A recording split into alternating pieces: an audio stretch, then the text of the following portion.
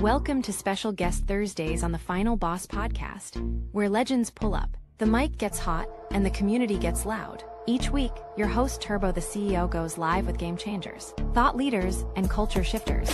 From raw interviews to the hottest trending topics, and real talk on community impact. This is where voices rise and stories ignite. So buckle up, press play, and get ready to level up with Turbo. This isn't just a podcast, it's a movement.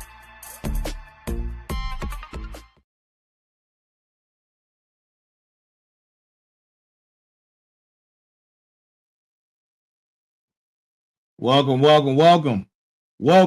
to the Final Boss podcast. Tonight, man, we have a special night. It's our 125th show. I say again, our 125th show, which is a means to celebrate and be celebrated. Look, I have a crazy panel tonight, man, full of all-stars in their own right, military personnel who took their career beyond the limits, right? They're highly efficient, proficient, super intelligent. These people are the definition of perennial greatness. And I'm here to bring them to you on this platform, the one and only Final Boss podcast. Let's give them a hand and bring it in, right? All right, man. So tonight, man, listen, what a show. I am here.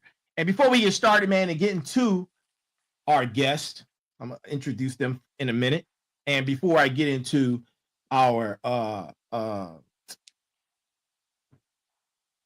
quote of the day, our brass tacks, we have some admin notes, and we're going to be quick because tonight look, the show's going to be long, so I'm going to get into the brass tacks in a second. Everyone out there, to the smarts, to the warriors, to the motivators, to my final bosses, and somebody is a ghost. They keep disappearing, but they'll be back. Thank you. Keep emailing us. Keep making sure you DM us. Listen, and go check out the new website, man. The new website is out there. It's www.thefinalbosspodcast, all one word.com. Again, www.thefinalbosspodcast, one word.com. Go check that out, man. You can leave us messages. You can DM us. And make sure you're following us. If you're not following, like, share, subscribe. Make sure you're following us on Facebook, Instagram, Twitch, Kick, LinkedIn, Spotify, man, YouTube. We're everywhere. And now that we're on Pod Page, we have our own website. We just expanded, and we're on 20 more different podcasts and social media platforms. So, boy, I got that out. Man, let me tell you. All right. Tonight's episode number 125. 125, people. 125. And listen, this is it's called Solid Voices Are Being Heard. I said, solid voices are being heard. You got me? Yeah, that's what I'm talking about. That's exactly what I'm talking about. And we're going to go ahead and get to the panel because I know they are waiting patiently. But, you know, I can't do it yet. I have to do the brass tacks. And tonight's brass tacks comes from General Douglas MacArthur. General Douglas MacArthur is bringing in the brass tacks for tonight. And here it is. Duty, honor, country.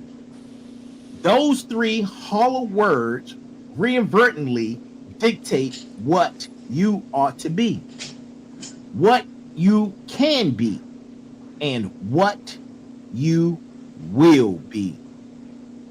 From General Douglas MacArthur. Let's give it up for him. Let's give it up for him, man. All right. So, Our first guest is none other than my beautiful auntie. She needs no real introduction. She's been on here a few times. We have retired Colonel Camilla White. Listen, if you guys don't know, the pauses add depth into the conversation. You can't hear who can hear me? I can hear you. Everybody hear me? Colonel White, check your settings. Where's Miko? She's the ghost of the evening.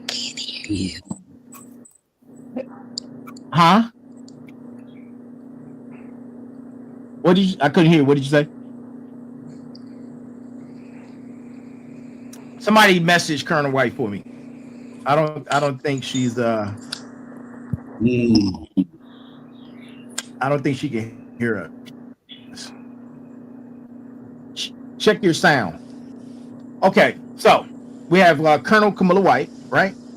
Followed by Colonel Malik Freeman, followed by Captain Jeff Brown, followed by Chief Warrant Officer Nikki Williams, followed by Master Sergeant Miko Reed, and myself, none other, the disabled veteran who's still in the fight. And that's our panel for tonight. How's everyone feeling? Feel good. Very well. Right. Feeling good. Good. Feeling Okay. good. Where's the ghost? I don't know where the ghost is. Where is the ghost, man? She said she We got can't kicked see. out. She said she got kicked out. Is she in the waiting room? I don't know. She's not. No, she shouldn't be. Oh, she's back. Okay. Okay, she's back. All right. So, Where Real is quick. she? I don't know. She came in. She was out. She came back in. I don't know where she's at. Well, you know how we do in the military. We keep going. We keep going. Miss Moving. Marching. We keep marching. And the army keeps rolling along. Listen to listen, Fighter Boss Nation, man. Look. This is episode number 125. I am the Final Boss, and I just told you guys where you can follow us at on all platforms. You know how we do it on here. No filters. We're bringing the best conversations to you. No sugarcoating. Just real talk and real people who've been in the trenches. These people have been in the trenches, and I'm not just talking metaphorically, right? This episode 125. When we first started this journey, I didn't know if we'd make it to the 25th, but here we are. Here we are, man. 75 episodes away from the glorious 200th episode, which will be around the corner since we're doing 4 episodes a week. And then, right, Wow. we're launching season 4. And we're marking this moment with something special and something necessary with this beautiful panel, which represents 150 years of combined military service. 150 years of combined military service. We've got colonels who've commanded thousands. We got a warrant officer who knows anything and everything. They're the experts. She's the SME. Listen to and stay with me. Listen to what I'm telling you. And all these and look, we've got a captain who's semi still in the fight, right? We've got a retired master sergeant who's the backbone of every unit. And look, NCOs lead the way, right? Everybody knows that. Go ahead. Let's give it up to the NCOs. Let's give it up for the officers. Let's just give it up for everybody, man. Look, and then you have me, the disabled vet who's still in the fight. And tonight's episode, silent voices are being heard. If you've been paying attention to what's happening in our military, in our communities, in our country, you know exactly why we're here. So buckle up, turn off your distractions. This is a conversation we need to have, and let's get into it. Let's get into it, people. Let's get into it. The ghost is. We just gonna look. Ghost, can you stop playing games, Ghost? I don't. Is she back? Yeah, she said she backstage. I don't know. Oh, she Oh, backstage. you had. Does she Yeah, need? bring her in. Do I need to add her again? Yeah, I think yeah, so. yeah. Bring her Oh, okay. All my life I had to fight. Goodness gracious. You gotta let us know, man. But you All know, right. it's cool. I'm here now. Thank you. Okay. So, I've already introduced everyone, and you know, we're going to start this conversation, and we're going to begin with all the problems. And trust me, we're going to address them. We're going to come up with some solutions. But I want to start where we all want to be. We're not here and afraid. We're heading forward and moving forward, because hope isn't soft, a passive thing you wish for. Hope is strategy. Hope is looking at division and saying, nah, not on my watch. It's not on our watch. We're going to find a way forward. Every single person on this panel has built teams, has taken people from different backgrounds, different perspectives, different levels of trust, and forged them into something cohesive, something powerful. And right now, we are a powerful unit in this panel. And man, I'm glad to be here. I'm glad to be sitting here and ready to have these conversations with you guys, man. It is unreal that we are all here. And let's begin. First question, right? First question is going to the beautiful Colonel White. Question number 1. What collaborative breakthroughs are emerging when communities choose unity over division?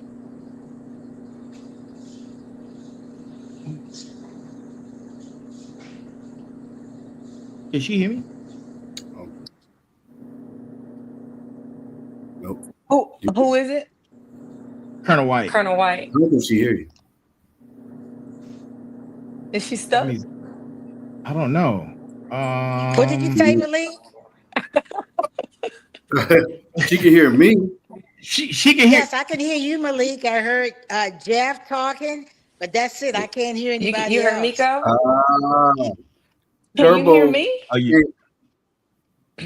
Give me a second. can't hear Give me a Turbo. second. Let me. No, I Hold on. cannot. Hold on.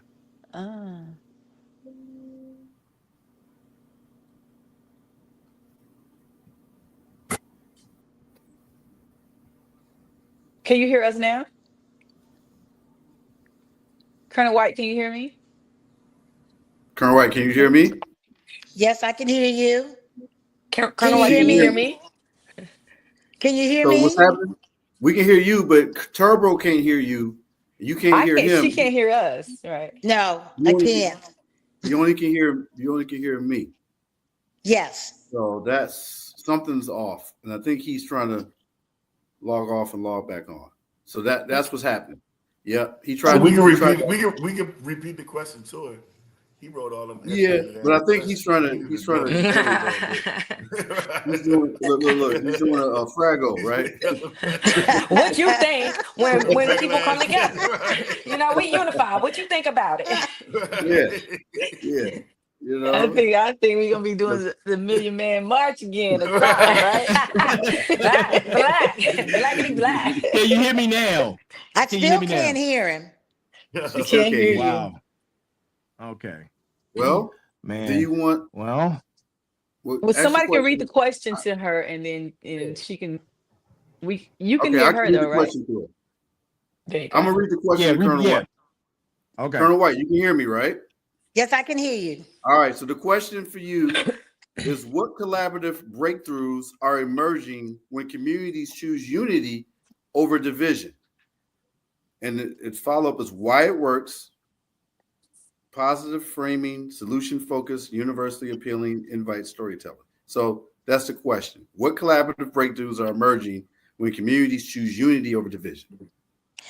Some of the collaborative breakthroughs in the community when they realize that it's time for them to pull together as one. They realize that it is time for them to understand each other's needs. Let everything else be put to the side. Go away from the color of the skin. Go away from the education, but take in that, hey, that's my neighbor. Yeah. My neighbor needs me. My neighbor just got laid off because two parties can't come to the same decision for the American people. So when we realize that, that's when collaborative efforts bring unity into a community, because we know we need each other, because the left has a generator, but the right doesn't have a generator. So everybody's going to go where? To the house that has the generator, because that's a house where everybody's going to need to gather to stay close. As JB stated the other night, everybody come to his house, come to his land, come where he can provide.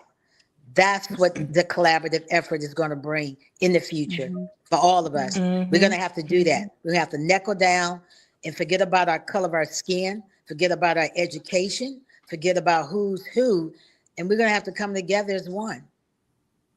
And Turbo, can I add on to what Colonel White said? Absolutely. Hometown Buffalo, New York. We had a young lady get beat with sticks at a local store. It was brutal. They literally, it was some individuals that were not from our country that owned a local store, and the word got out via social media of what occurred. And the next day, thousands of folks showed up at that store and the police shut it down. Wow. I bring that up because the power of social media. We have technology now where you can reach across the world from your front room. So when thinking what Colonel White said, unity in the community, well, everybody came out and it made an impact, and those individuals were prosecuted. But if that social media platform wasn't there, that might have got brushed under the rug.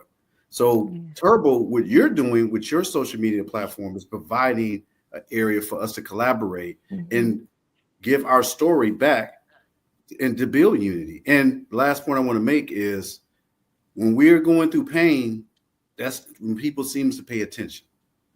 When everybody, that's when people come together, when it impacts their pockets, their bellies, or their bottom line. Right. So now the threat before, they messing with these people. They messing with the Latinos. Oh, they messing with the folks who different communities. Now they messing with black folks or different folks. Now we want to fight. And we can't keep talking about what Martin Luther King did, because that was 50, 60 years ago. But we do have to use the history lessons and apply it to modern times. And I'm going to stop there. Absolutely. This is day 2. And I'm going to stop. I want to add in on. But you have to use history. You have to look at the lessons learned from the past, because the past really is your future. And you take those lessons learned from there, they're definitely applicable today, but it's how we use it today. We didn't have social media like that back then. We didn't have AI then. So we can take what he taught us, integrate that into AI, integrate that into the podcast like everybody's doing now, the one Dwight's doing out here educating the population. Because the educated population is going to make a better decision as they face things in life, like we're facing now. Absolutely. And because we're better educated than what we were then, we're able to utilize and pull forward a lot of the technology that's at our fingertips to help us as we go through this journey. Because it is going to be a journey for the world. And we're going to have to reach back at our lessons learned and put them on that placard today. Correct. And then go forward, because it's a lot out there. It is. It absolutely is. Thank you for that. And What is he saying? tell her I said I thank wanted you. to add to that. She He said, said, "Thank you, Dwight." I wanted to add to that. Go, please. Listen, I wanted if to you want add to to add, that. just add Just to jump in.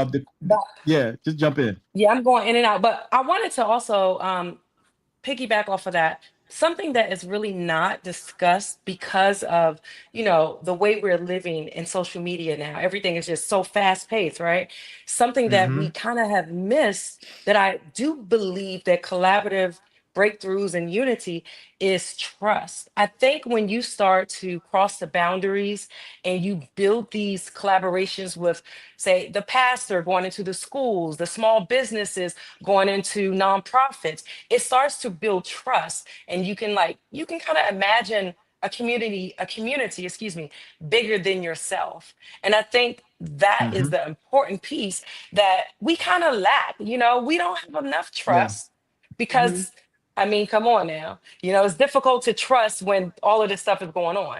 But when we start to collaborate, we start to see the people as human versus just a number.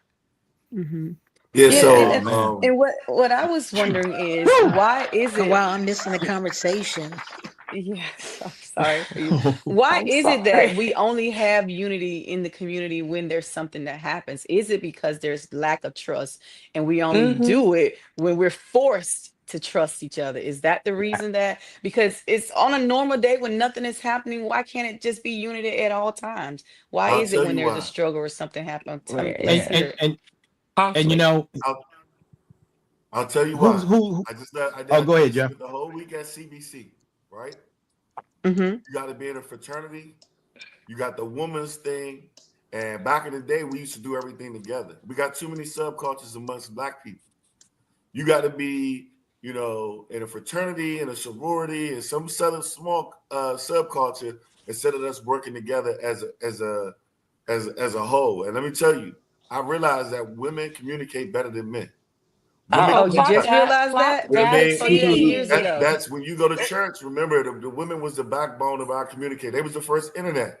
And I Hmm. think society has pulled the Black woman away from the Black man. And that's what I saw. I saw the woman's this, the woman's that, the woman's this. The guys was just kind of walking around like, hey, yeah, that's cool. Hey, what's that? We'll network. But the woman was having organized events. Everything was organized. I volunteered with the women's Subway, which is the women's construction organization. You know what I mean? There wasn't even a male version of that. So we got to get back together and not have to be in a subculture to be in a room together because we can't afford to. You know what I mean? Like we got to we have no leadership. African Americans don't have leadership right now. Well, to touch back on to what my aunt had just said, she just spoke of. Can you hear me now? I can hear you loud and clear. Yes. Oh, good. Oh boy. Yes. The gang's all back together. Unity in the community, ladies. Look at that. Look at that. we went Conflict through that creating trust. Oh man. You mentioned something very profound in your statement, right? And in that you mentioned, well, actually, Nikki, Warrant Officer Nikki, she mentioned something, and she mentioned why it take conflict or adversity for us to come together as a community. These moments right here, I like to call coming to Jesus moments, right? A lot of us are devout, faithful, Christian, or whatever your religious belief is.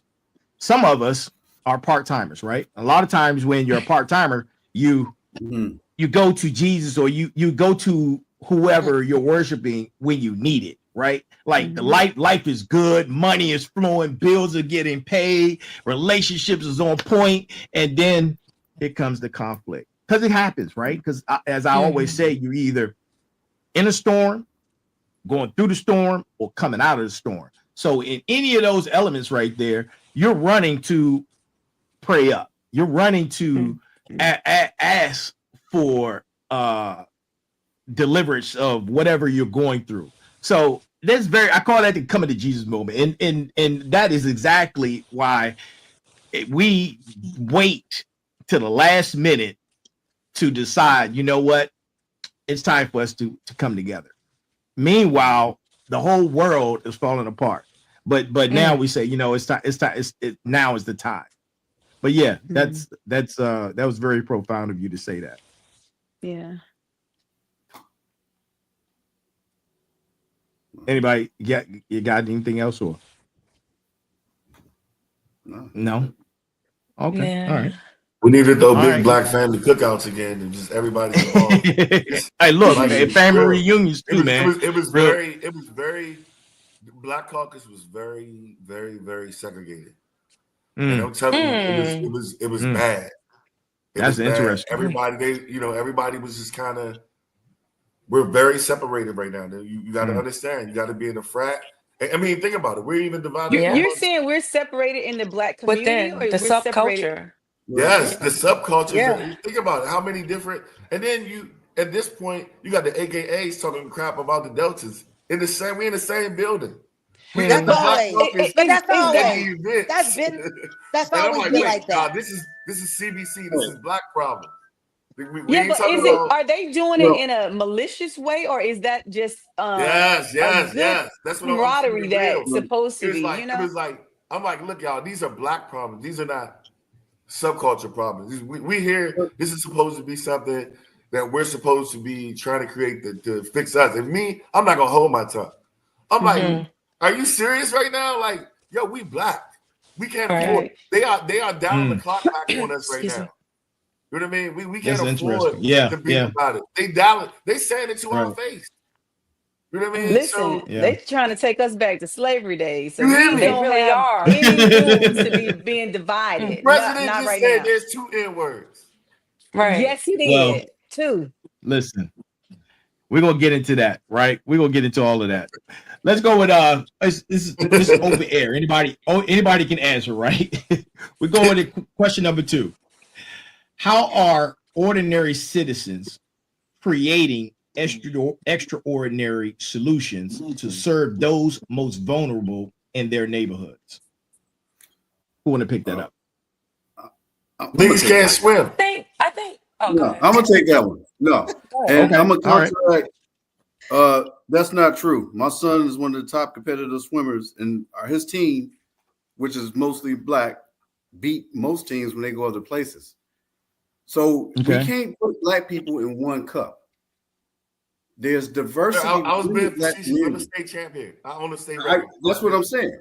But the Black community has always had demographic plurality within it. The talented 10%. Remember them? Yeah. You know, look at this shirt you got on, brother. Howard University. That's part of the talented 10%. My daughter is a student at Howard University, and I'm a member of Alpha Phi Alpha Fraternity Incorporated, the first Greek letter organization in the United States.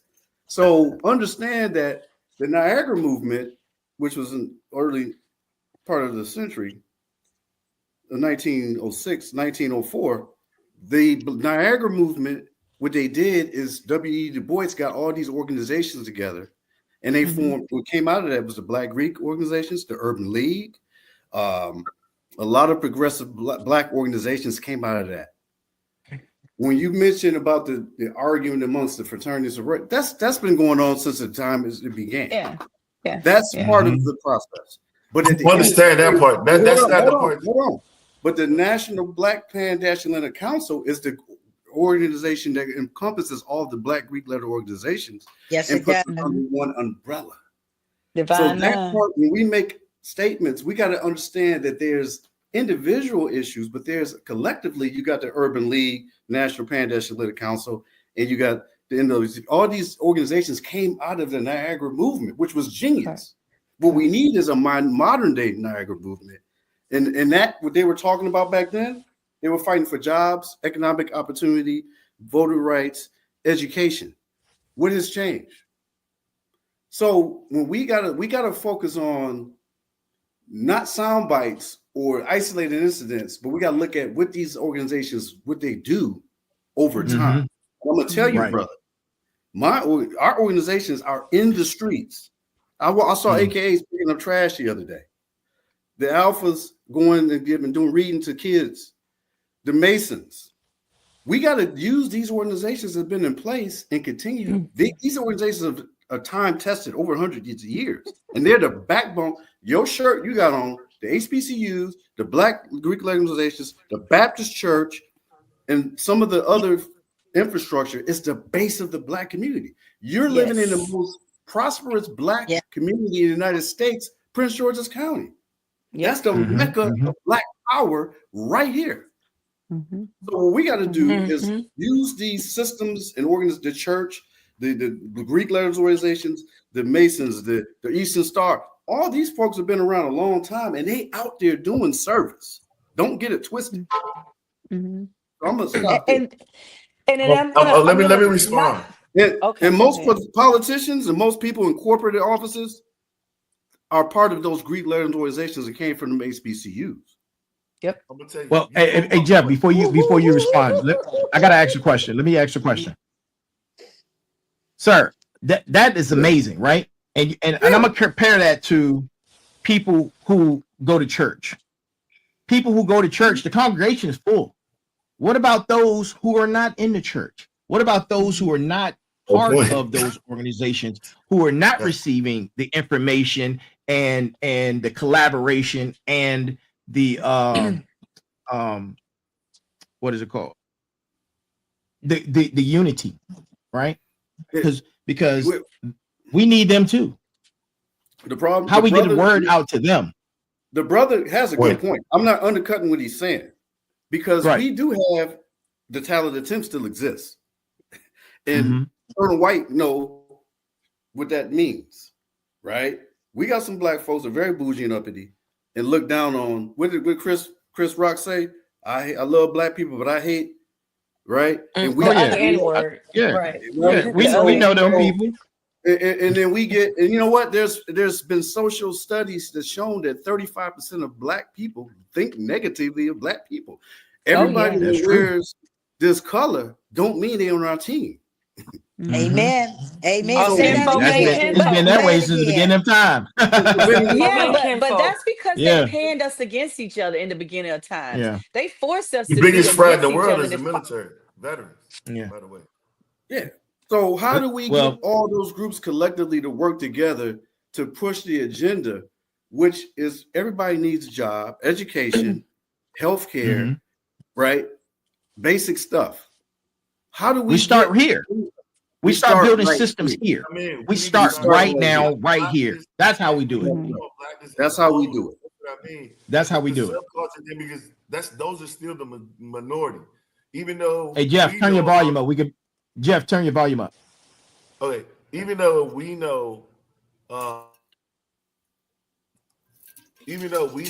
about Black swimming and stuff, we're still 90% of the victims of swimming, of drowning. We're still 90% of drownings. So that's what I mean. Like, it's just, we're not doing anything. I mean, outside of, like, I've pledged and supposedly still online, but I'm like, we shouldn't have to do these things. We shouldn't have to be in a special organization. It should be like how I opened up my home. I literally care about everybody that I meet. You know what I mean? I shouldn't have to have pride in some organization because we can't afford to have to be in a special subculture to move forward. That's what I'm trying to say. And so, we need to like I said, we need to be more like the Jews. The Jews took care of the Jews. Whoa, hold on. You can't use those words, bro. That shadow band is. The Jews is a race? Yeah. I'm saying it. I'm telling you, man.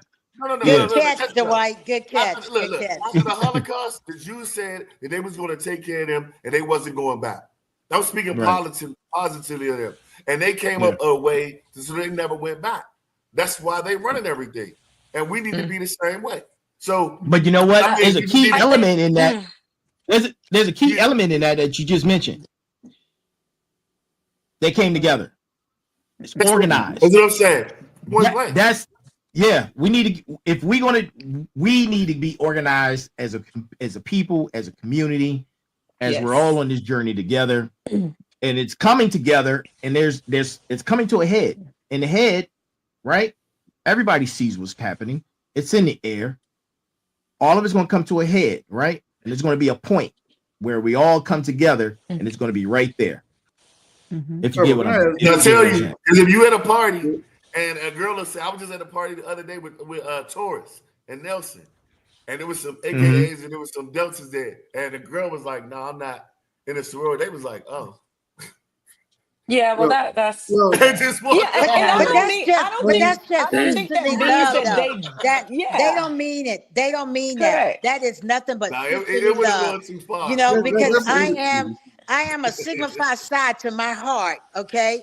But I'm not going to put another sister down in a sorority. Yes, you know, we have the sisterly love, we have the rivalry. Yes, we do. But when rubber meets the road, you better believe all of us going to be right on that front row, holding hands together, doing what we got to do. I hope so. And I think it's just like friend groups. You know, when you're at a place and me and my friends, we're together and it's another group of Black friends together, that doesn't mean we don't like each other. That means that you just got little pockets. But when it's time for, like you say, the rubber to hit the road, we all out there fighting together. I don't trust that. Yes. And you know what? That may be the reason why we haven't come together as one up until the end, because we don't trust each other. Just like we got. So Miko said, it's always and you know the thing, back to just to bring this back to your question, Dillard. Our ordinary citizens, like, what are they doing to create these extraordinary situations? They are acting without permission. Ordinary citizens, they have their feet on the ground. It's grassroots. They see their neighbor. If they go, it's an empty refrigerator. They see a vet that can no longer get a ride to their appointment. Like, these are the people. And then if they start acting, it creates a ripple effect in the community. And that is how they become extraordinary, because they're not waiting for permission. They're acting. Absolutely. They're the solution for that community. Now, if we can get that on a greater scale, then we have something. But right now, I don't know who's doing that. I don't know which community is doing that right now. Actually, you know, that's a great example, and I appreciate that, and I appreciate everyone's comments and feedback. Veterans have gotten together and putting something together down in Union Station. Have you guys been down there? Where? No. Down Union Station. There's a content creator. His name is Jolly. I can't remember. His name is Jolly, right? He has gathered veterans from all walks of life, and they're camping out down at Union Station, and they have General Milley's speech playing on a loudspeaker loudly over and over again, getting the message out of what we need to be taking action on. And he's playing it right in front of the National Guard soldiers, right? Playing it right there in front of the National Guard soldiers. So there are examples of it, and in my opinion, that's extraordinary work. And he and his team have put together collaborative efforts, and they're going against these movements. Wherever the National Guard is being deployed, they're going where they are going. And people are making donations to his organization, which allows them to travel and do the things that they're doing to get the real message out. So I applaud him, and I applaud you guys, man.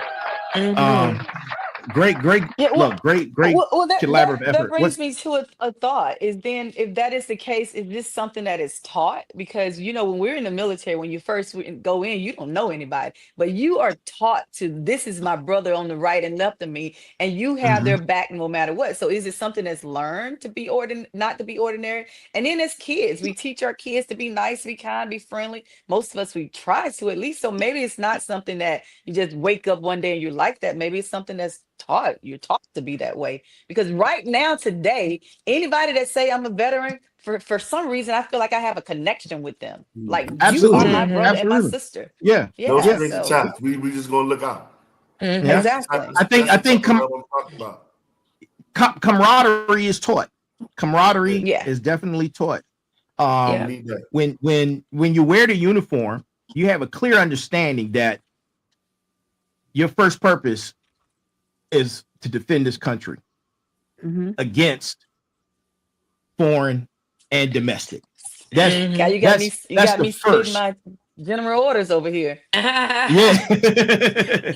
So when we're in uniform, anything can happen. You know, you might be going to combat in the back of your head. That's why you're wearing a uniform. Whether you went to join the military for better skill set, get a pay for college, whatever your reasons were, running from what was happening in your community, like me.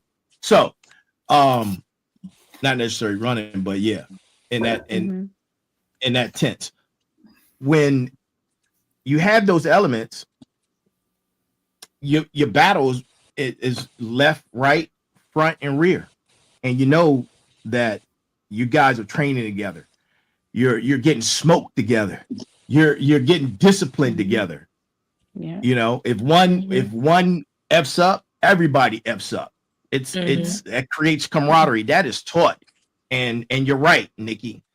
As veterans, every time I meet a veteran, I feel like we're family. I know that this person is, no matter what their skin color is, we are in it for the same fight. So, man, listen. Anybody want to answer that well, and that's what blacks have lost. We have that struggle. But there's a reason for that, Jeff. You know what the reason is, man. It's orchestrated. Come on, bro. You know that. Yeah.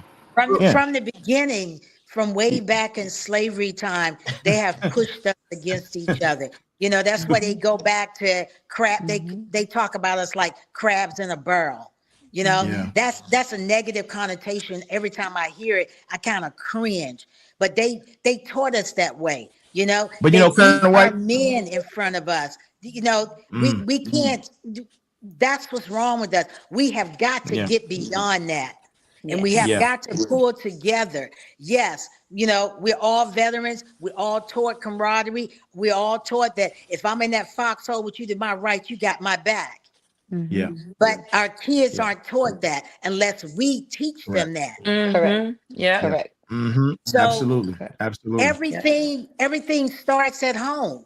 If you're not taught that at home, when you walk out your front door, you're not going to execute it out your front door. Yeah. Right. Yeah. So everything we have to begin at home. Yes. If the parents don't teach the kids color, they don't grow up color. My mom and dad didn't raise me color. Yeah. Okay. Yeah. I didn't experience a color thing until the Army bracked me to Huntsville, Alabama. Redstone Arsenal, okay? You want to talk about okay? So, you know, because I wasn't raised that way. But it was an eye-opener when I got to Huntsville, Alabama, without a doubt. But you want to share what year that was? Oh my God.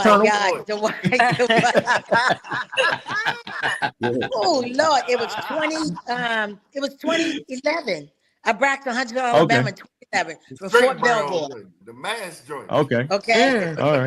All right. So if you got to start, you know, somewhere, you know, and all the marches that we're having all over, and I'm gonna say all over the world now, because the world is being affected by what is being done in this country, the United States of America.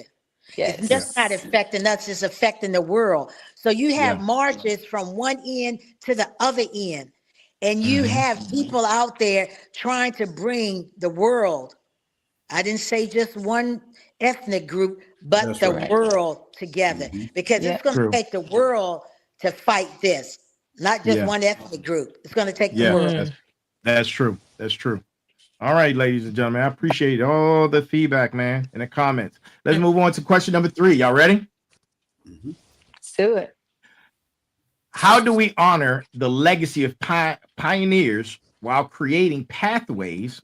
Listen to this question. What? Wait, hold on. I'm not finished because listen, stay with me. We ain't studied for that. Right, man. Hold on. Not SAT questions. How do we honor the legacy of pioneers while creating pathways that make their struggles unnecessary for future generations? Oh. Our phone is Silent in the room. Who want to take? Who want to take No, it? I think they kind of touched on that already when they talked about do we still Martin Luther King was 50 years ago, but do we still need to talk about him today? And I think the question was, and the answer was yes, we still remember what he fought for and what he did for us back in the day. And but it paves the way for our younger generation to do something more profound. Yes, he started us on this step, but you step on my step and you keep climbing up that ladder. So yes, Yeah, I'm just Maya so Angelou you. said that. She said, you get on, she said, we need the younger generation. The younger generation needs us so they can stand on our shoulders. And we need them Absolutely. so we can hoist them forward to the next one. So yes. absolutely. Yeah. I Yeah. I I I I do this to everyone that I meet. I do some speeches. I have a nonprofit, and I talk to these leaders, and I say, "Hey, when do you think Harriet Tubman died?" I ask everybody that question, right? Mm-hmm.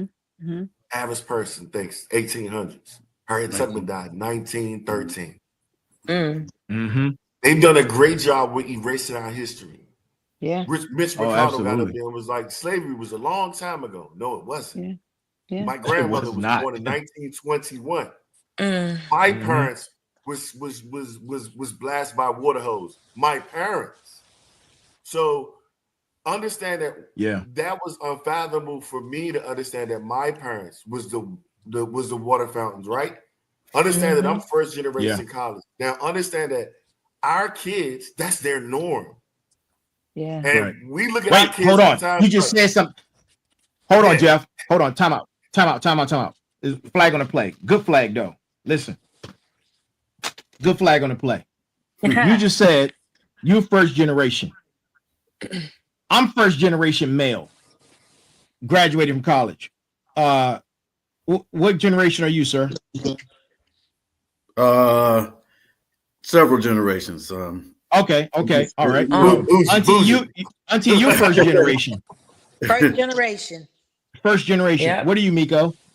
I think for women, I'm first generation. Yeah. What are you, Nikki? I'm second generation. Okay. That Mhm. in itself speaks volumes. Yeah. We're 200 years behind, right? Mhm. Look at it from that aspect. Generations of families before us, and we're the first generation to graduate from college. Wow. Yeah. Let that marinate in your spine. Mm. Looking at my son, That's deep. sounding like the white kids. Yeah. Yeah. And I'm like, what? And my child too. He said to me, Me, mine too. "Yeah, where's my Avion water?" Yes.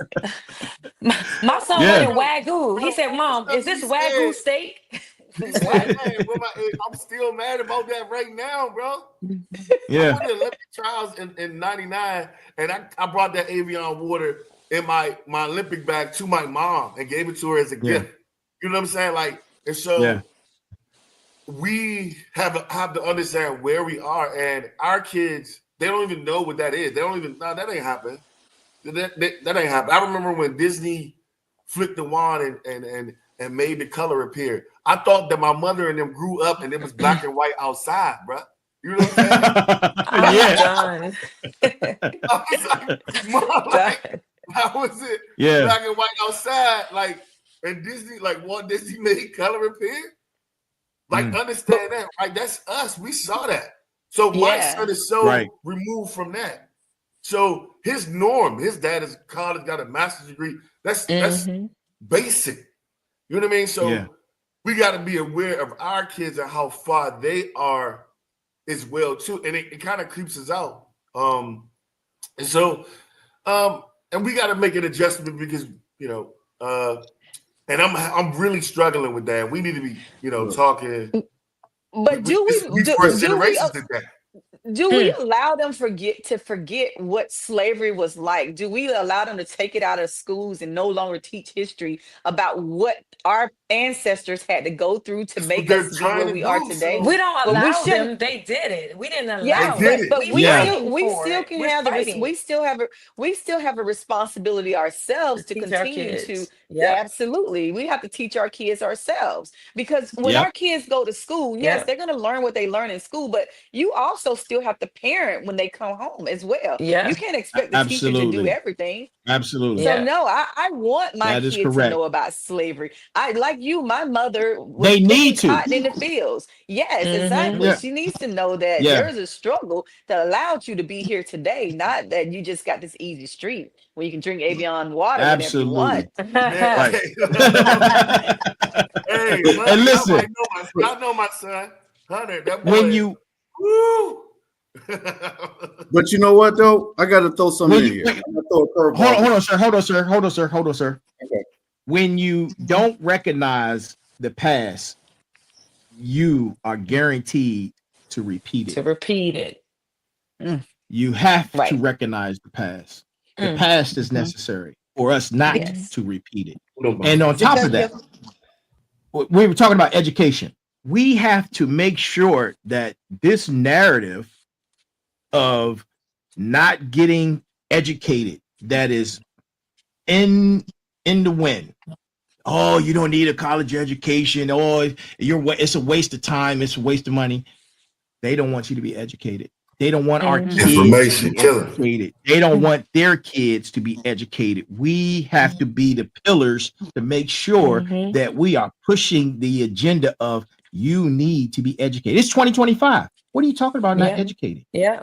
Right. The flow of information and things you may study may change. Instead of going to school and learning something basic in college, like say we still need chemists, we still need scientists, we still need mathematicians, because who's going to be doing the ethics and building these AI platforms, Mhm. right? Hey, you know We what? need to take hold on, Jeff. We need to make sure that our thought processes are aligned with what's happening in the world. You start taking AI classes, you start taking Mhm. courses of robotics, you start doing engineering. That's how we stay ahead and aligned with Yeah. the education piece instead of doing things that was in the past. You know what I mean? So Mhm. go ahead, sir. Your point. No, I think I got to throw this in here. I'd like the Go ahead. discussion, but I think we missing a big issue here. My daughter, one day I was talking to my daughters and I went off. I said, "You're gonna wind up in the projects." They said, "Dad, what are projects, right?" They didn't know what the hell. What our project? Yeah. What are projects, Yeah. right? And so they didn't grow up in the 80s. They don't know what I'm talking about, right? Yeah. But I will say this: we in our community, when we get a car, a house, a job, a nice suit, we go on the cruise, we think we arrived. But you haven't arrived. Right. Amen. Amen. I exposed my son to a school that could not being bougie, and I was doing Uber and Lyft to pay for it. But he went to one of the top Catholic schools in Towson, Maryland. Okay. But they played lacrosse. And he was out of 95 students, there's only 5 brown boys. And he said some of them brown boys don't act like us, Dad. But them kids, you think because your kids talking about avian water, he said, Dad, some of these kids have maids. And they have their fathers own companies and corporations. And when they graduate, they're going to get jobs. And they're going to have a job already. And what they're teaching their children. So this Savage Inequality, which is a book written in 1991 by Jonathan Console, talks about the educational gap in America. And we're talking about teaching about computers when they're not learning, when we're behind in basic STEM classes. Our kids are behind because public schools are not getting with some of these private schools. So we thinking we arrived, but when these kids' parents own corporations, it makes you realize that you think you're the big fish, but we got a lot of work to do. We got a long way to go. Absolutely. We got a long way to go. We have to start exposing our kids to different cultures and community. And my son had a rough time, but he could swim, and they thought he was there for football because they see a kid look like him, but he could swim. And my other daughter played tennis. I sent her in Hunt Valley to play. So I exposed my children to different cultures and different things, and it was easy, but it expanded their horizons. Right. So that what I'm saying is we got to get networks where we have opportunities from tutoring to internships, because our children, when they graduate, when I'm looking at resumes as a manager, and my kids got fast food, and the other kids got, well, I worked at this company in a corporation as an internship. Who gonna get the job? Yeah. We think we big fish, but we got to be bigger fish. Right. And there are there's a lot of black companies and corporations out here that we have to tap. Now, I want to say this last statement. Black folks in America generate over $2 trillion a year. If we were a country, we would be 14th in gross domestic product in the world. Black African Americans, 43 million of us, are the wealthiest, most educated group of people that will be, if we were a country by ourselves, would be 14th in the world. Yeah, but how is our that dollars don't stay with us? How is that compared to the white people though? Because you got your kids at that school and you work extra to do that, but the white people that's there, the 95% of the school that's white, they don't have to work extra jobs to do that. So we kind of at a disadvantage of being where they are on that same level. Yeah, we can shoot it and do this, but at the end of the day, when your son walk in and a white boy that went to a public school that got half this education as yours, they walk in and they're sitting at the table, who do you think they're gonna get a job to if six of the people on the panel is we know that already. Yeah, we can expose them to it. Well, I'll let you know. A solution. We got to expose our kids to more than what we're showing them. We got to get them more. We got to get them tutoring. There's kids can't read. There's kids that need math tutors. And we talking about sending them to the AI. Well, if you can't basic trigonometry, how you gonna you don't know basic. We got to get back to the Colin Powell. I'm gonna say this. Colin Powell had his last podcast with us officers, the Rocks. His last he stayed on there for 2.5 hours. And Colin Powell said this, and I'm gonna share this with this. He said, we got to get back to helping the NAACP. We got to get back to helping our youth and our kids and teaching them. We have to get back to owning businesses and helping support our business. If Target don't want to help DII program, why the hell are we going to Target? Right. And why Jimmy Kimmel came back on TV? Because people stopped investing in Disney. It hit the Montgomery bus cut in the Wall Street, in the Black Wall Street. They said it disappeared. Well, I was in Tulsa a month ago. Black Wall Street is still there. Why don't we talk about it? They're still there, brothers and sisters. Wow. Yeah, two survivors, 113 women, 2 black women, 112 years old. And I walked on Tulsa where the black massacre occurred, and there's still businesses there. Why don't we talk about that? Well, you know what? That brings up a question, and I know that's not one of your educated questions, final boss. But why do we not support each other? Why do we rather spend our money with someone that looks different than us? Why don't we spend our money in our own culture? Because they told us, well, desegregation. We're not knocking desegregation, but it actually destroyed our community. It destroyed the businesses. And it hurt us. Now, that might not sound politically correct, but there used to be in Tulsa, there were black banks, they had airplanes. You dropped a bomb on me, the Gap Band, which is from Tulsa. Yeah. There was black oil companies. So desegregation actually destroyed the black community because it took away the people that had businesses, and they moved, and then it left a huge vacuum. So, well, the thing is this. So, one, solution-based. Wolfpack leadership, which I put on my thing, we do business development and swim literacy. That's what we do. I have a company that's called Streamline Government Solutions, which is an IT and STEM-based company. Good. That's one. Two, there's a vacuum because they will never let us complete the circuit. Now, I have an economics degree, and this is what it is. a hospital, a bank, a main street, and you need a blue collar like HVAC, all of that stuff. They won't let us complete the circuit. And we're only 13% of the population. So understand that, right? 13% That's what they tell us. No. Exactly. But we're 70% of the prison system. It don't matter what. That's what they tell us. That's that those statistics. If you don't know anything about statistics, this last election would tell you that numbers can be altered, right? Yep. That's not my point. My point is that I understand what you're saying. If you divide that number in half, right?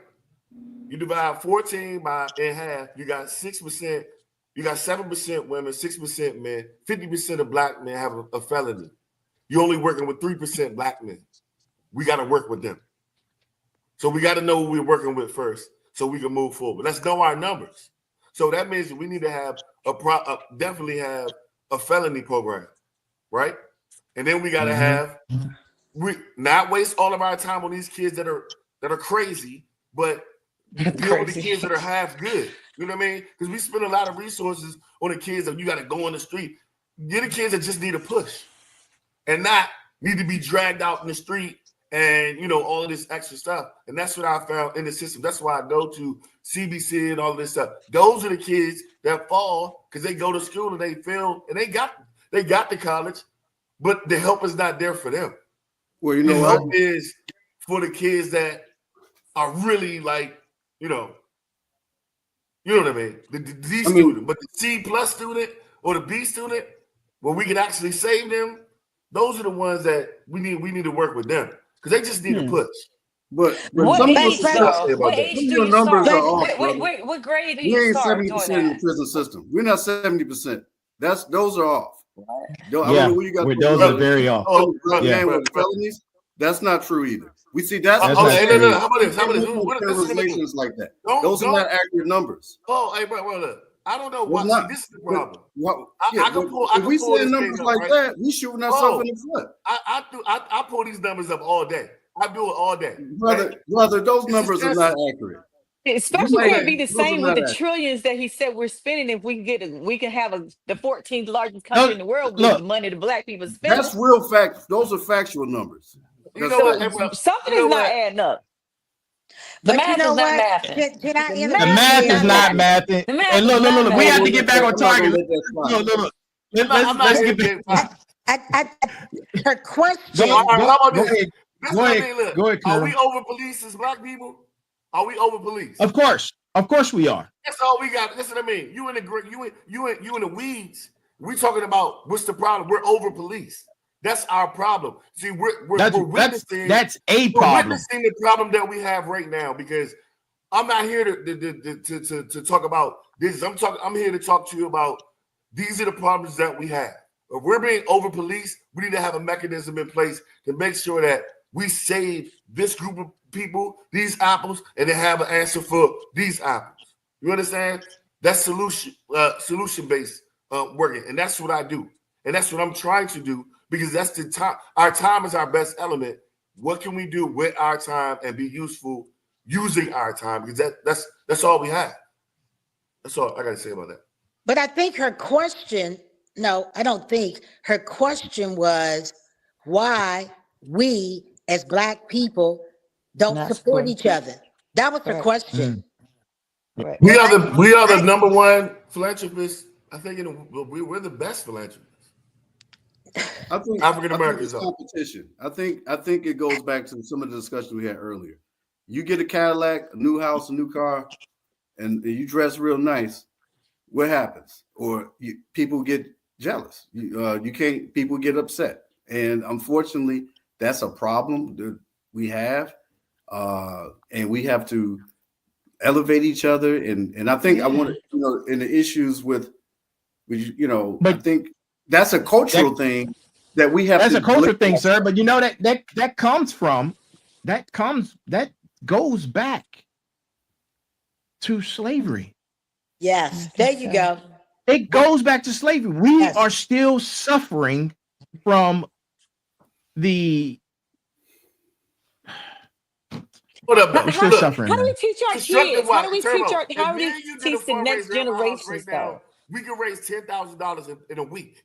So what Okay. I'm saying is, we're not saying that we don't, because we do. Black people will give money to a good cause. So what are we Right. really saying? Yeah, we do have haters. However, we will. You give a good cause, you give somebody something. I know right now, for any cause that we got, I can go get a white tent and I can raise 10 bands for any of y'all causes right now. So, Well, yeah, I'm gonna you be always sending gonna you a have somebody. side text, so you know, just in case. No, I'm just saying though, Who like real steals, talk. baby? Like, think about it. We throw money. I'll give you a little fashion show, whatever. Think about it, how much money we blow. You know what I mean? So that's not it. I told you we're the number one philanthropist. We give the most money to all types of causes. Yes, we may be number one in philanthropy, okay, but still Not support. again, why we don't support each other? That's Why am right. I, as a black Yeah. store owner, okay, selling the kinky hair, the earrings, or whatever, but I'm going to I the do. Chinese people. Thank you. That's Yep. that's Y'all that's don't want what to her hear. Y'all don't want to question hear the real is. answer. Y'all don't want to hear That's the real answer. you know the real answer. Nah, And y'all don't that's want to where hear the we real got to answer. start at it at home, teaching Correct. our kids, okay, to support. Correct. Because And not hate. that's right. It starts at home. That's true. Yeah. That's true. That's true. Yeah. Okay? Yeah. Hold on, And hold on, some Your of hold it, on, when it's churches, a hold on, lot hold of your on. it, churches. it's Let me finish. Your Hold in your on. go ahead. churches. Your Y'all better churches raise are y'all little all girls. over social media right Nah, today, y'all women okay, gotta start talking to these little girls. That's what needs dis- to happen. discussing the state of America right today. That's exactly what they're doing. They're trying to teach us, okay, from the little ones in diapers all the way to the ones at 114, whatever age. They're trying to teach that. We are in public schools trying to teach that, Right. That's right. okay? We Mhm. should be at home trying to teach our kids the same thing.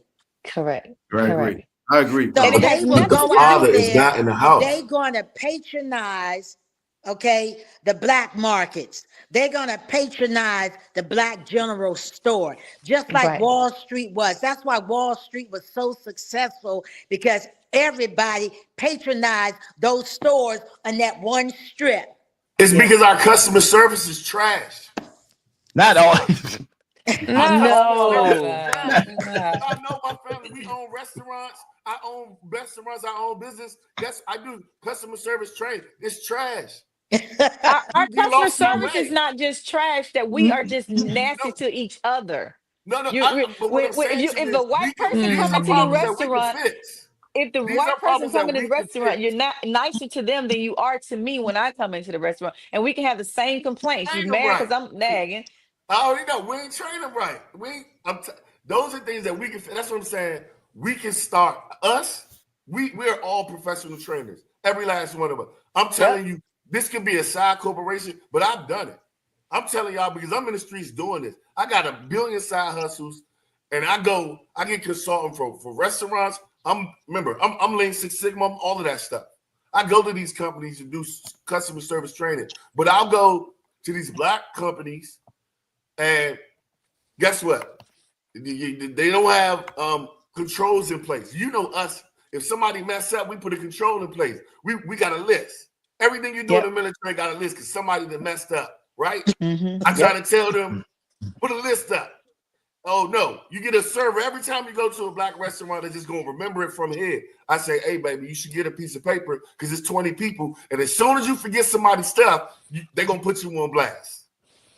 And they do it every time I go to these restaurants. But these are things that we can start. But we didn't have any result. We just complain, but we don't have no result type based conversation. CBC was all complaining, no result oriented conversations. Mm-hmm. So I told y'all, hey, we can get paid doing this.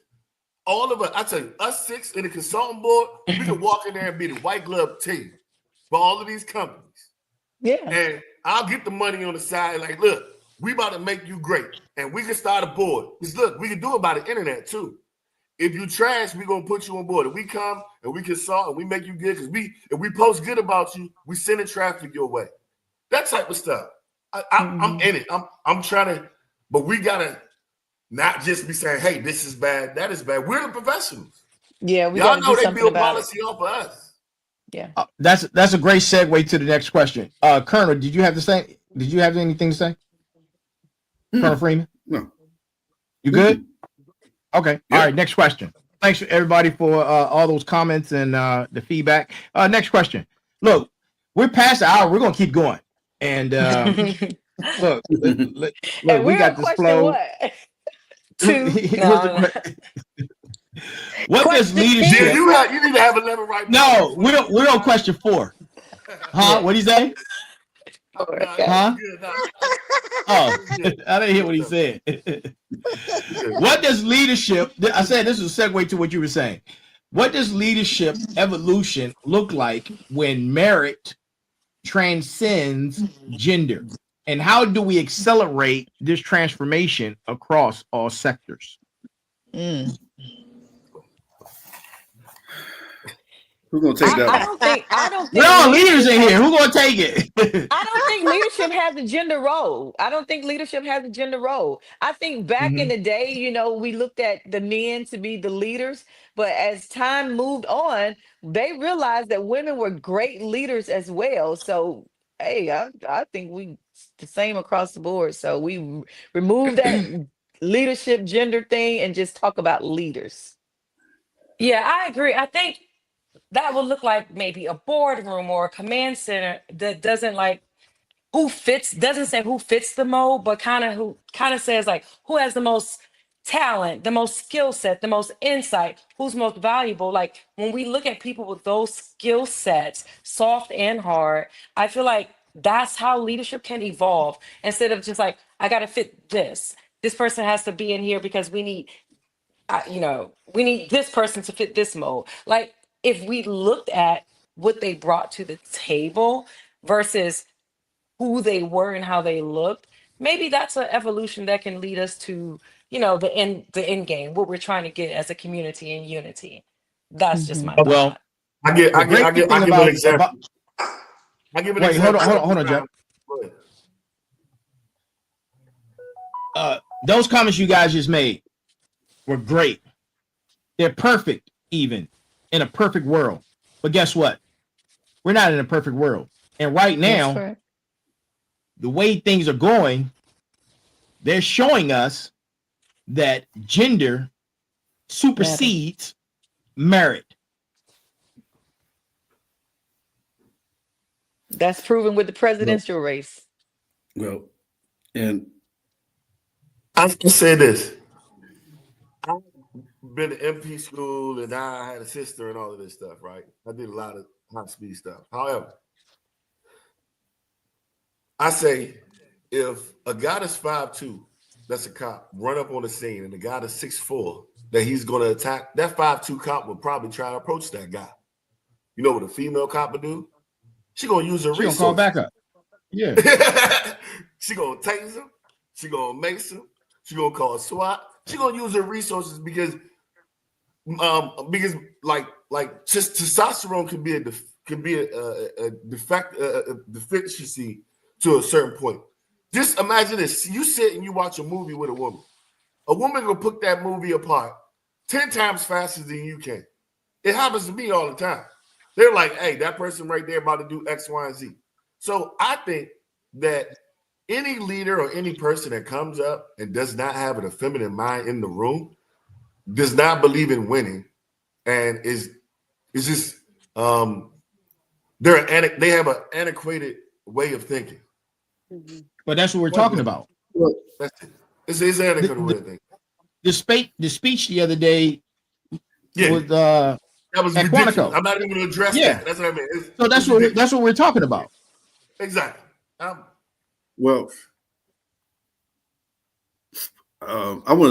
think the comment I have about this, I always use examples. In 1970, I think it was a football game between Alabama and USC, and Alabama they used to ban black players from being on their team, and the black players from Alabama that went to USC, and USC beat Alabama so bad. Yeah, that, Mm-hmm. that they wanted to integrate after that. Yeah. Yep. And just like in the Negro leagues, Mm-hmm. Josh Gibson and some of Satchel Paige, some of them players were so good. The Negro leagues, the baseball leagues didn't integrate because, we want to help black people. They integrated because the players were better and it was going to make them some money. So in diversity, where I'm going back, where I'm leading to this is, it was hot, but it makes, if it's going to generate money, and the women are a huge part of the population, which you would want women to want your product. That's why the NFL panders, they want women to be happy because that's money. And any person that does any work in your house, they'd be like, where's your wife at? Before you approve anything, any smart contractor, people want to do diversity and elevate when it's going to benefit them, in my opinion. Women own the homes now. It's not cool. Women own the homes now. It's not cool anymore, but it's going to be, this pattern we're going to, it's going to fix itself. It's going to self-correct. I was a political science major. The nation is at a midpoint, but the pendulum swings back and forth, and it's going to swing back but we learned something from this experience, and the political pandering that's going on and the propaganda that's going on. It's a reason for it, and it panders to these people out here. And it was women that wouldn't vote for Hillary Clinton who had more popular votes. Yeah. Kamala only had 100 days to run the campaign and almost pulled it off. Yes. Yeah. So if half the country is women, why is it that a woman can't get elected to president? Oh, because some women didn't vote for her, because some women said, I don't want a woman in the White House. Let's get real. Look at the demographic. I don't agree with that. Look at the demographic. Look at the demographic. That's a demographic issue, because and that's cultural. That's a cultural demographic issue. Pull up the demographic data on how many black males, white males, voted for certain. I think it was black males who didn't vote for her. It was black males and white women who didn't. Correct. Because I'm 92%. But I'm saying women, if they have to, she should have won, right? But it was the white women who did it. The white and black males. And the black males. And some black males, women and black white women didn't vote. Right. The white women. White women, black males. Yeah. And then you got Asian, Indian women, some of them. I'm not voting. So But I think it's a culture thing, like he said. Y'all get your women together, okay? It's a cultural thing. It's a cultural thing.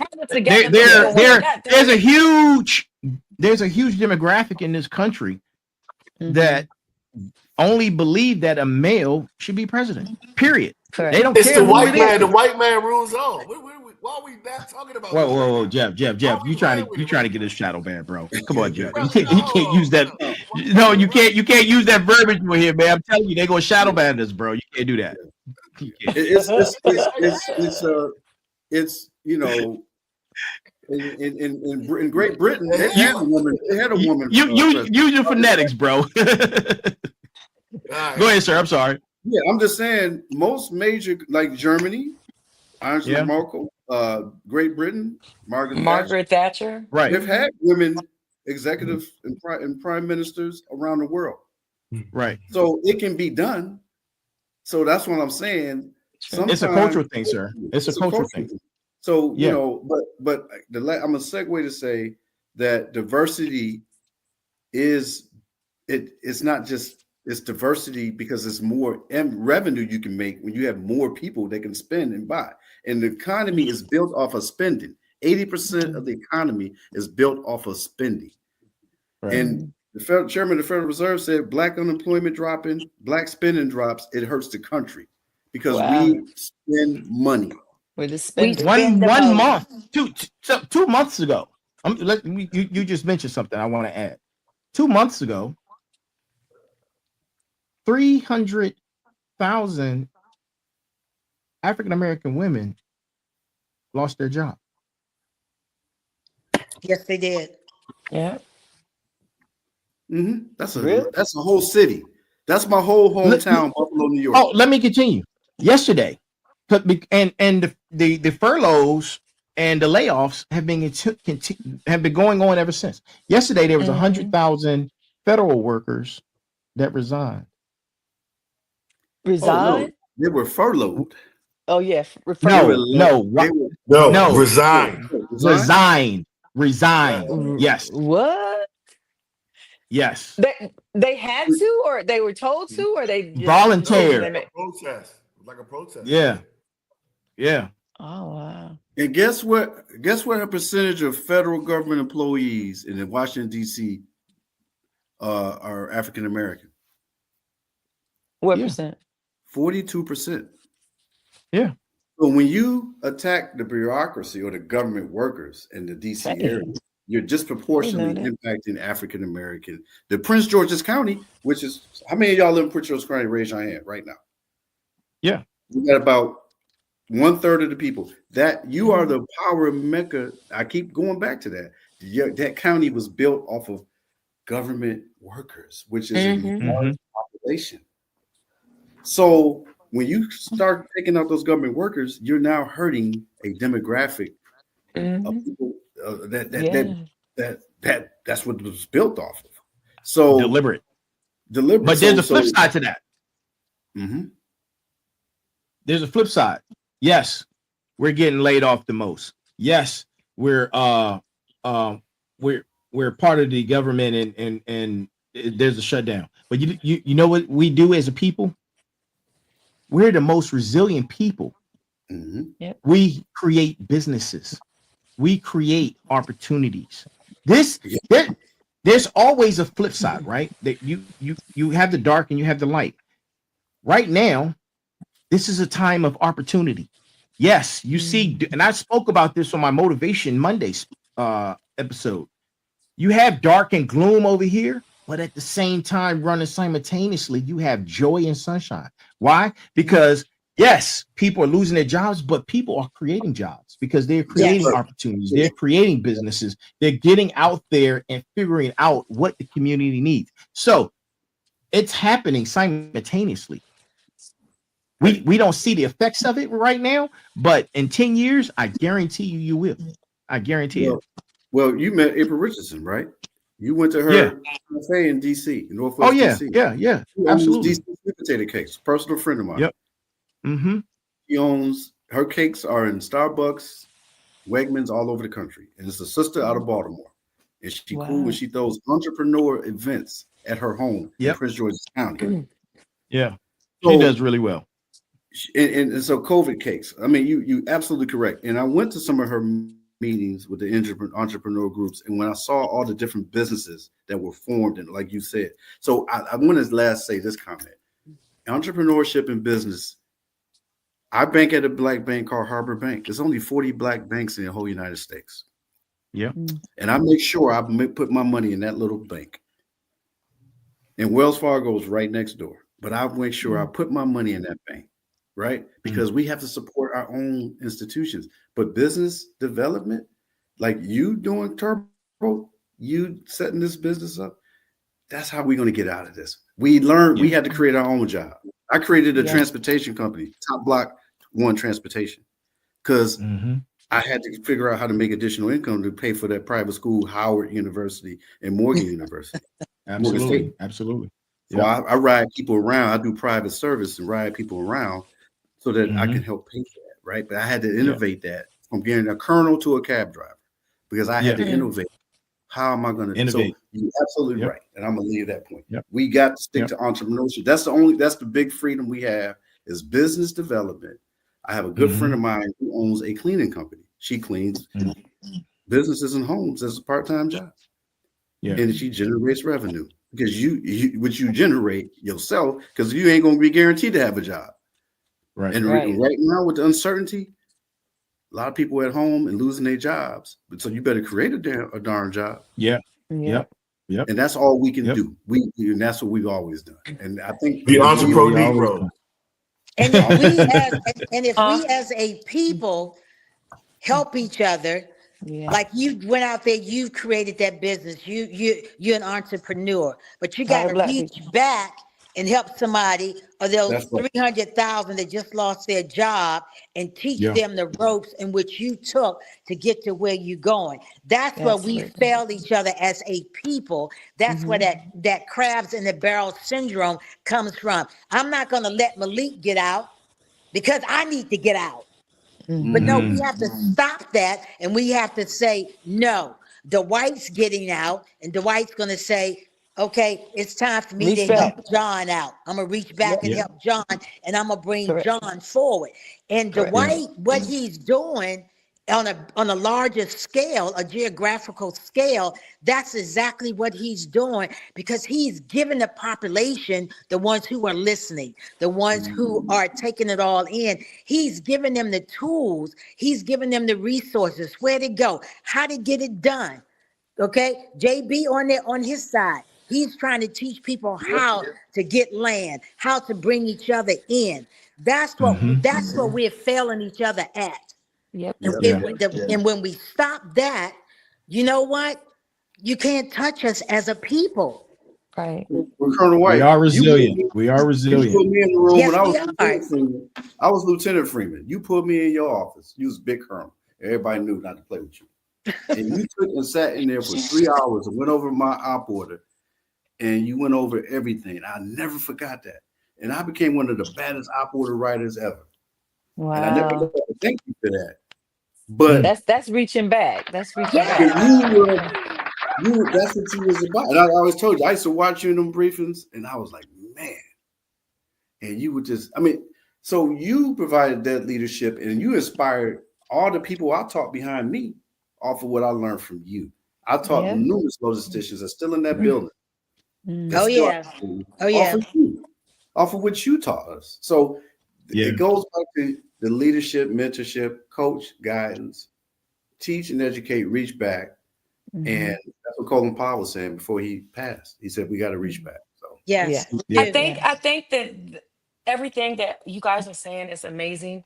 I think to bring it back to like the ordinary people, because we are not ordinary people. Like nobody in this, we are not ordinary people. How do we reach the ordinary person?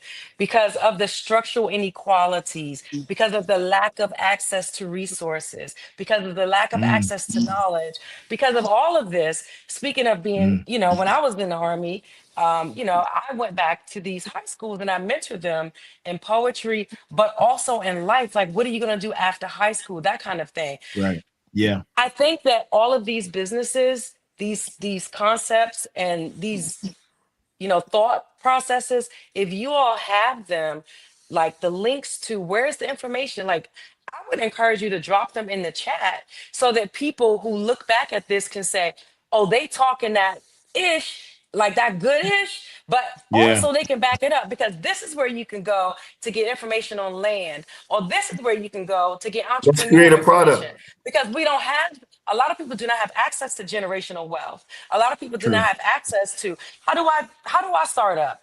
Because that money that they have left over from the government shutting down, like they're holding on tight to it. So like, Yeah. how do we get them to see beyond their zip code? And I'm eager to offer information, and I'm eager to look at the links that you guys put in the chat so I can share it. Y'all can actually type in the chat and put links in there if you want. You just type in the private chat. You can do that. Yeah. I mean, not in the private I don't chat. have in the it. comments.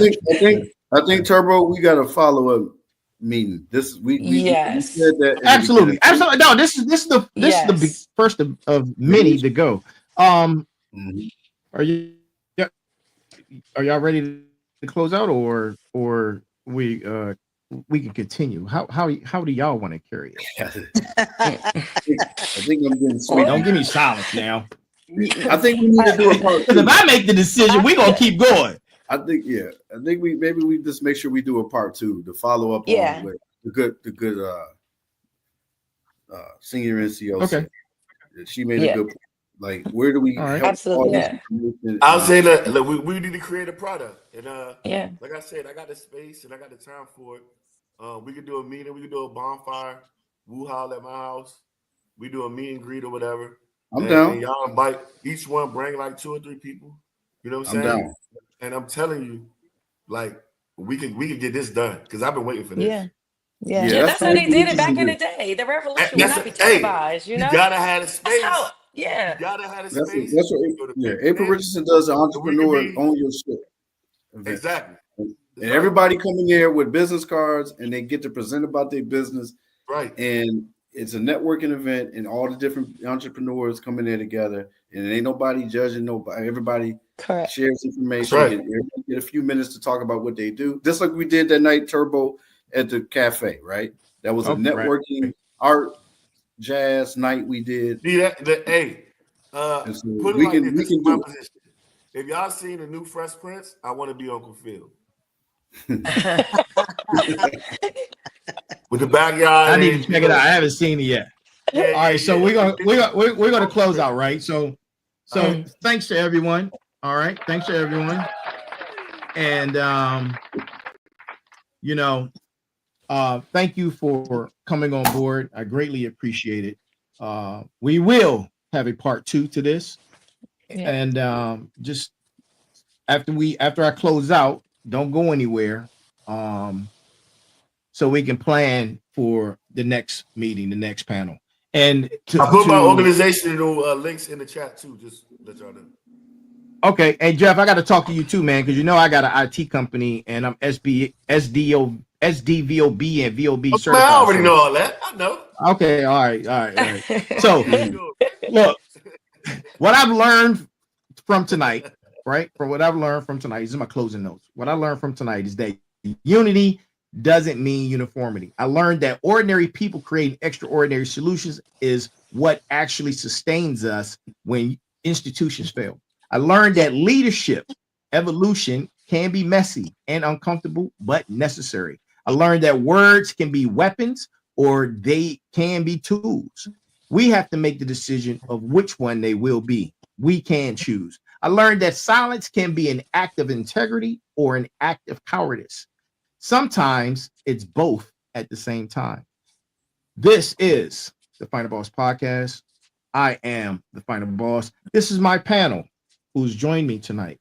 The illustrious Colonel White, the brilliant historical genius, Colonel Freeman, the brilliant-minded, business-oriented Captain Jeff Brown, the beautiful poetress and elegant Master Sergeant Miko Reed, and the dynamic warrant officer who's a SME and above all an expert in her field, Nikki Williams. Thank you all for joining us. This has been the Final Boss Podcast. And to everyone out there, no matter where you are, good morning, good afternoon, good evening, and good night. And this is our show. And always remember this: there's a heavy pain that comes with discipline, but the pain of regret is even heavier. I am here. This is our show. Be balanced, be equal, and be smart. And y'all have a great night. I'll see you again this Sunday for Sitting Down with the Final Boss this Sunday. And we're going to plan out this next panel. Talk to you soon.